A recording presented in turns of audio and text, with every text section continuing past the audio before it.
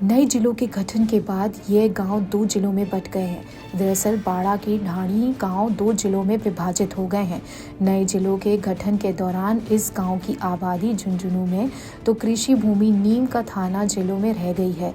ग्रामीणों का कहना है कि अब काम के लिए 2 जिलों के चक्कर लगाने होंगे।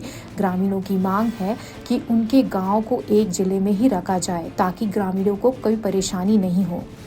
राजस्थान प्रदेश में हाल ही में बनाए गए नए 19 जिलों ने कुछ गांवों के लिए मुसीबत खड़ी कर दी है। नए जिले बनाने का मकसद आम जनों की परेशानी कम करना था, लेकिन जिलों के राजस्व सीमांकन ने कुछ गांवों के लिए लोगों की समस्या को बढ़ा दिया है। ऐसा ही मामला खेतड़ी उपखंड के राजस्व गांव बाड़ा की ढाणी में देखने को मिल रहा है।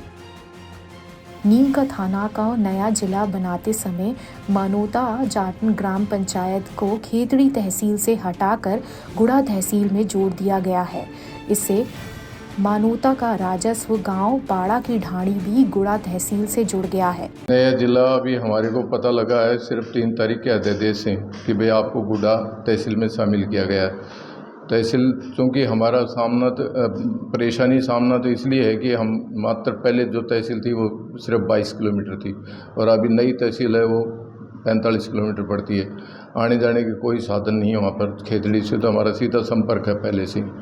और दूसरा ये है कि हमारी जितनी भी सबसे बड़ी मेन परेशानी ये है कि हमारी ज़मीन है वो जसरापुर के अंदर आती है और देवता के अंदर आती है, जो कि पहले से ही खेतड़ी तहसील के अंदर है। और जो अभी जो हमारी मानोता की जो ज़मीन है जिसमें डाणीबाड़ा एक राजेश्वर विलेज है, उसकी लैंड मानोता के साथ में अटैच है। तो जो भी मानोता के साथ में लैंड है और जो हमारी बसासत है वो हमारी उसमें चली जाएगी गुड़ा तहसील में, और हमारी जो कास्ट की ज़मीन है वो उधर खेतड़ी में रह जाएगी। तो हमें परेशानी ये होगी कि अब चूँकि हमें कोई भी यदि सरकारी काम कराना है, पेंशन का मामला जो राजस्थान गवर्नमेंट की तरफ से स्वीकृत है वो भी बड़ी मुश्किल हो जाएगी। EWS का यदि किसी को कार्ड बनाना है तो हमें रेवेन्यू रिकॉर्ड के हिसाब से हमें नीम का थाना जाना पड़ेगा, उसके बाद में फिर हमें गुड़ा जाना पड़ेगा। गुड़ा के बाद में SDM साहब बैठते हैं झुंझुनू के अंदर। तो ऐसा सर्किल बन जाएगा कि पूरे दिन भर हम चलने के बावजूद भी एक काम नहीं करा पाएंगे। तो ये हमारे लिए सबसे बड़ी समस्या है।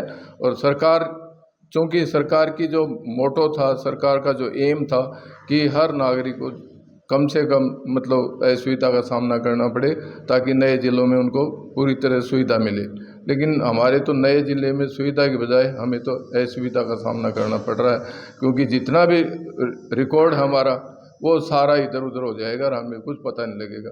तो हमें मतलब क्योंकि ज़िले में हमारे को मात्र 2% काम पड़ते हैं और तहसील में हमारे 98% काम होते हैं, तो हमको तो तहसील खेतड़ी चाहिए किसी भी हालत में। और चूँकि हमारा राजस्व गांव जो मानोता एग्जिस्टिंग गांव उससे भी बड़ा है, हमारे टोटल 11 वार्ड में से 7 वार्ड हमारे खुद डाणीबाड़ा के हैं। क्योंकि हम पॉलिटिकली मतलब हम लोगों को बड़ा सेटबैक लगा है, 7 वार्ड पंच होते हुए भी हमारा हेडक्वार्टर मानोता में रह गया। ये तो हमारा दुर्भाग्य है और यदि ऐसा ही रहा तो हम इस बात को चैलेंज भी करेंगे और बिल्कुल आंदोलन को उग्र बनाएंगे और हम आने वाले समय में मानोता पंचायत का बहिष्कार करेंगे और विधानसभा के जो भी चुनाव आएंगे उसमें हम कोई भी वोट नहीं डालेंगे। और जो लोकल जनप्रतिनिधि कन्वेंसिंग के लिए आएगा तो हम उसका भी गांव लेवल पे बहिष्कार करेंगे।